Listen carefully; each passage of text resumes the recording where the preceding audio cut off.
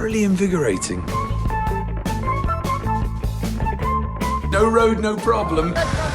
I work in an office normally.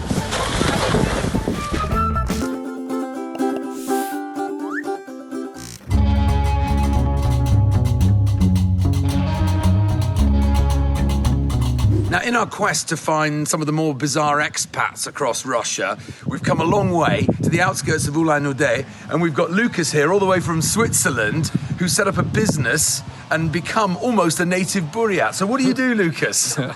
Hi, folks. I'm here living for 3 years, and I try to make touristic business.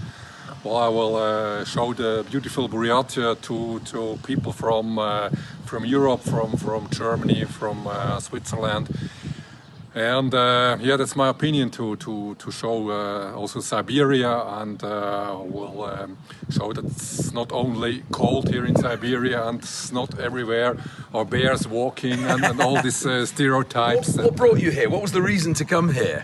Yeah, that was about my travels, different travels. The first time was 16 years ago. Wow. It was the first time here with a truck. We make a big tour around the half world through the former Soviet states like Kazakhstan, Kyrgyzstan, and so on. Then we driven through Mongolia and came here to Buryatia and Lake Baikal. And I have to say that I never heard about Buryatia, but I know Lake Baikal. And then I more or less fall in love with Buryatia and come back every year. And then I thought and talked to me why I don't try to make touristic business here and show these beautiful landscapes and this different culture, which is unique in more or less unique in Russia here to the people in Europe. So you decided to stay. Well, fantastic. Now, can you show us around? Let's go and have a little walk around. Yeah, that's...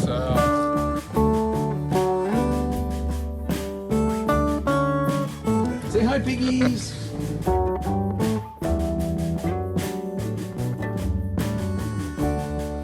Minivan for... An UAZ. A UAZ, yes, of course, because in Europe you cannot drive a UAZ. That's for the European tourists, and that's my main business is this truck. Off-road. With I carry the tourists. It's a Kamaz. No road, no, it's no Kamaz, it's only a joke. No road, no problem. How many people fit in this van? Four.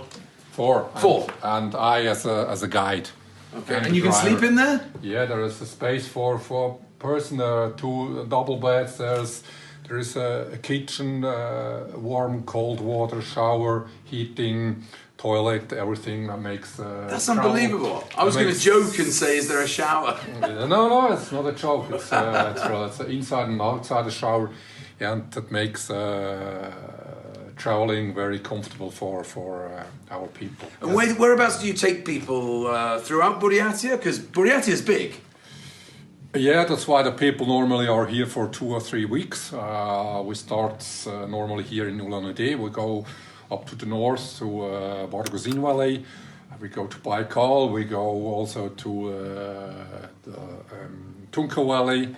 And also often I'm in the south, in the steppe, because this landscape you cannot find in Europe. And that's very interesting. And there are a lot of interesting things to see about landscape, about culture. This Buddhism, shamanism, and all these special places you can find here. Yeah, it's unbelievable. I actually didn't realize quite how big Buryatia is, because last summer I was traveling on the BAM railway, and even Severobaikalsk and Nizhny-Angarsk are in Buryatia. And I was in Tuva, in Kyzyl, and even that borders Buryatia, and I was like, wow, it's big. So there's a lot more to Buryatia than just Ulan Ude. Yeah, of course, but some places are very difficult to reach. Maybe when you will go to the north, to Severobaikalsk or villages in the north, it's quite different. In the summer you can only go by boat or by plane, or you have to go around Irkutsk and Bratsk. And I was the first time, I was this winter in Severobaikalsk with the Bukhanka, and we driven through the ice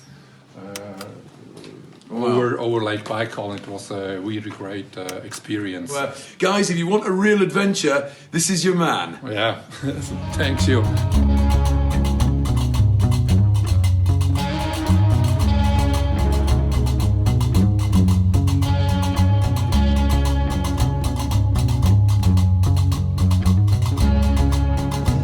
Ты сегодня еще не толкал машину? Что? Толкал? Надеюсь, что не придется.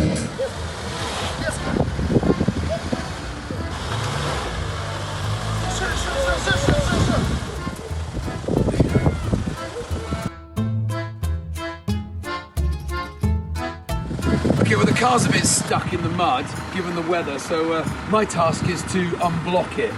Yeah, I've never done this before, so let's see how we get on. Господи. Блин.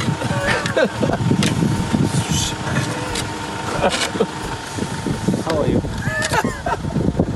Look, I work in an office normally.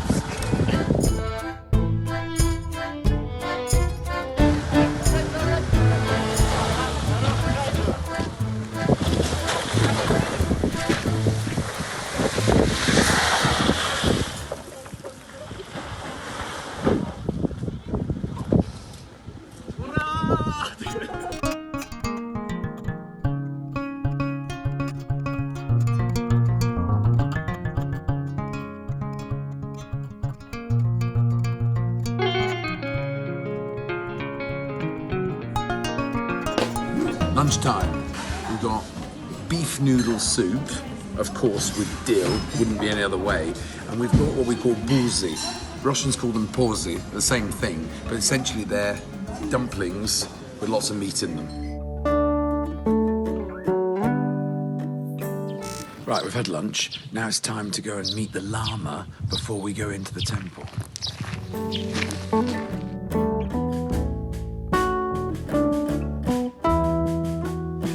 We've been very kindly invited into the house of the Lama, and his son's going to play some piano for us. I started to introduce some jazz music right now. Okay, great. I love jazz.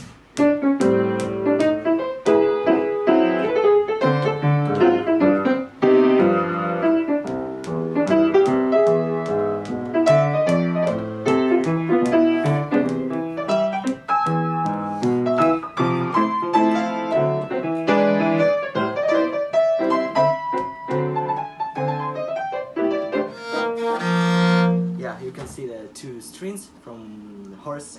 Modern it's translated like horse hat. Yeah, and horn it's like music instrument. It's our traditional instrument because for Buryat, for nomads, for every nomads, horse was a best friend.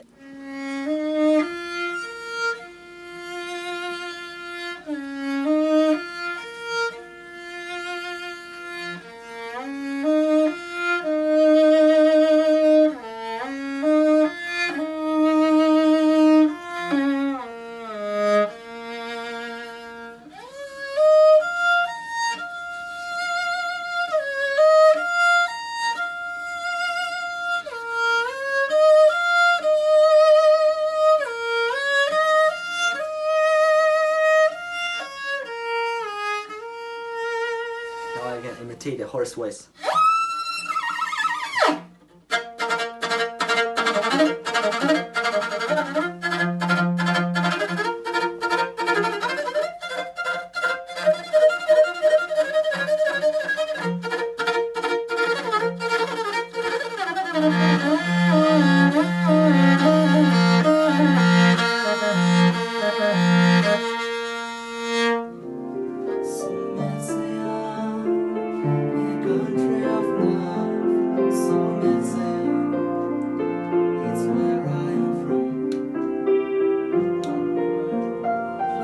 Lama himself didn't want to be filmed, but his son played us several pieces of music, and despite the fact you might have noticed he's nearly blind, I thought it was really impressive. Anyway, let's go and see the monastery.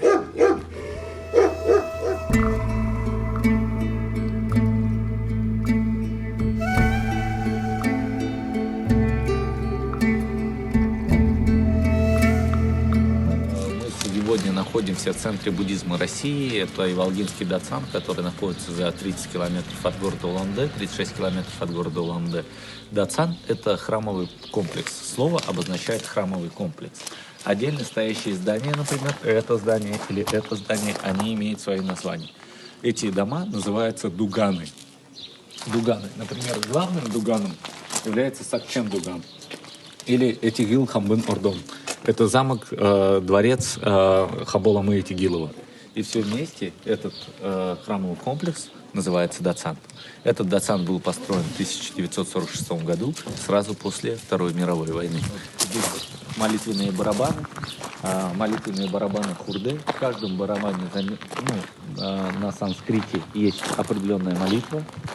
И когда ты крутишь барабан, считается, что ты читаешь эту молитву. Но вообще практика гуру, она сделана для того, чтобы ты шел и думал об одной мысли. Потому что в нашей жизни сегодня не хватает концентрации. Вроде бы ты живешь, у тебя есть точка А и точка Б, твоя мечта, твое что-то.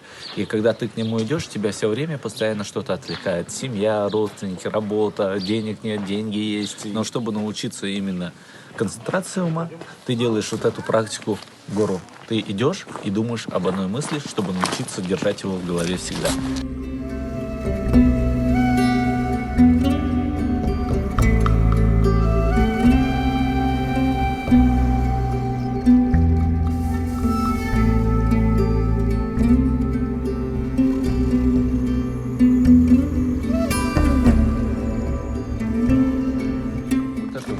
Которая обшита.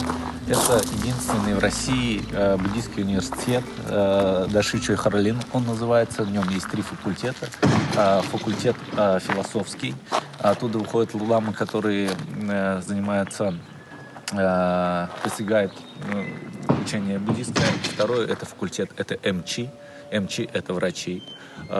И 3-й факультет – это факультет изящных искусств.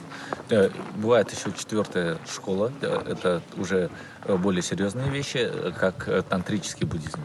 Тантрический буддизм – это такие крутые парни, которые, например, умеют менять погоду или умеют чуть-чуть, может быть, играть во время. Сейчас мы пройдем в Мани-Дуган. Мани-Дуган, он посвящен Бодхисаттве Авалокитешвара, или по-бурятски Арьябола. Авалокитешвара – это тот, если Будда, это тот человек, который вышел из этого мира, и проблемы мира сансары, в котором мы живем, его уже не волнуют. То Арьябола и Бодхисаттва – это первый, кто дал клятву. Он прошел 8-месячный путь, вот перед ним была только дверь. Он открыл эту дверь и сказал: «После вас». Наверное, это самый классный буддийский джентльмен в этом плане. То есть он сказал, что покинет этот мир только тогда, когда самое последнее живое существо его выйдет. Фактически, возможно, он дал неисполнимую клятву, но мы посмотрим. И его мантра «Ом Мани Падме Хум». Одна из самых распространенных «Ом Мани Падме Хум» или «Ом Мани Падме Хум». Она рассказывает про мир сансары, про 6 миров.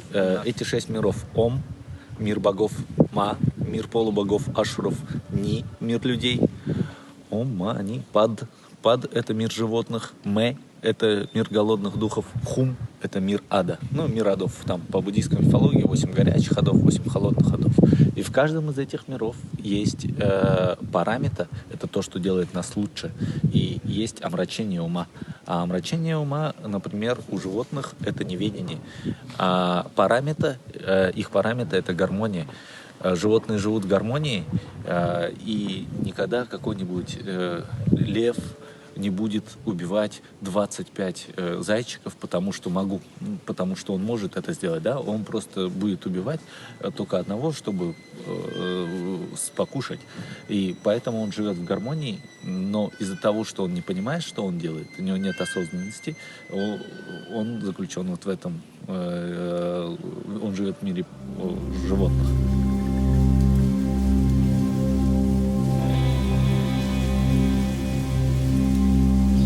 As Bato mentioned earlier, This Datsan was built in 1946, just after the end of the Second World War, and it was only this one there. Now, when I came here in 1994, there was this and not much else, and now it's massive, it's morphed out, it's mushroomed into a huge complex. So let's go and see what more we can see.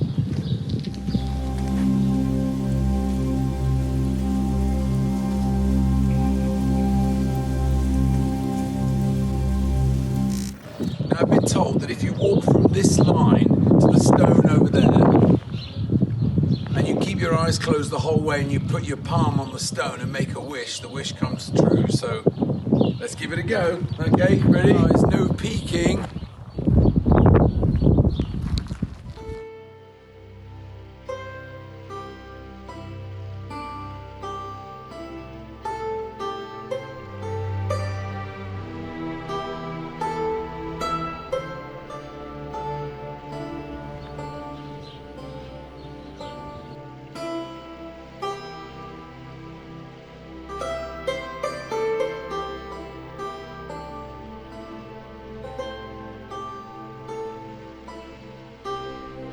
Now, this definitely wasn't here last time I came. This massive monastery was built quite recently out of concrete. And then over here, we've got a sports stadium. This is a sports stadium. Unfortunately, it's locked, but you can see inside. There are 3 types of sports that take place here. There's archery, wrestling, and horse riding.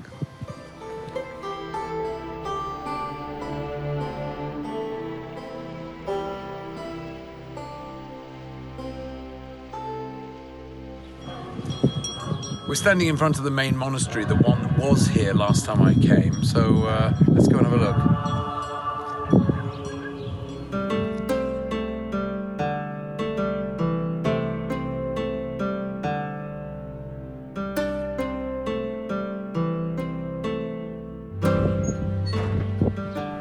There's no filming allowed in there, unfortunately, but you'll have to take my word for it. It's absolutely beautiful.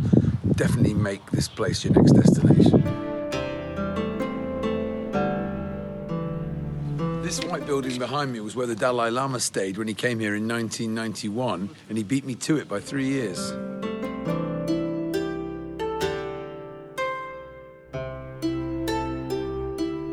Absolutely amazing. I was expecting just the one temple. There's a whole range of them now, so that's been thoroughly invigorating.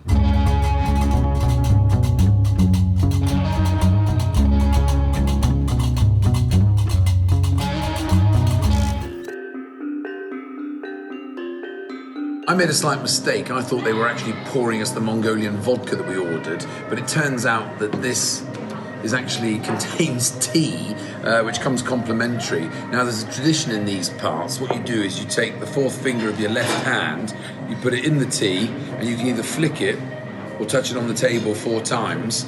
And this represents the 4 corners of the earth in respect to all living creatures. Let's give the tea a try. And it tastes just like milky tea. I knew this wasn't going to be an easy end to the evening or to the trip, but Bato has just ordered some Mongolian milk-based vodka that actually tastes like the steppe. And completely coincidentally, the restaurant we're in is called Tala, which means steppe. And this really does smell just like where we were earlier this afternoon in the horse stables. Luckily, we got some beer as well and some fish accompanying the snack. Now, I've been told you don't drink the vodka straight away. You warm it up in your hand and it goes down more easily. So I'll take their word for it, but we'll drink it in a second. Well, that unfortunately brings us to the end of what's been an incredible 2 days here, not just in Ulan Ude, but in Buryatia. Bato has been kind enough to show us around the city and the whole province. Did a lot of driving today out of town. So I wanted to say thank you very much. So, Bayırlar. And Mende, which means cheers. And Bato, thank you very much for all your help. Make your next destination Buryatia, please. Okay, I completely agree. You heard the please there, so make sure that your next destination is Buryatia. You won't regret it. You'll even love it. This has been Luke Jones, The Other Way, from Ulan Ude. Cheers. Cheers. The Other Way, Luke Jones.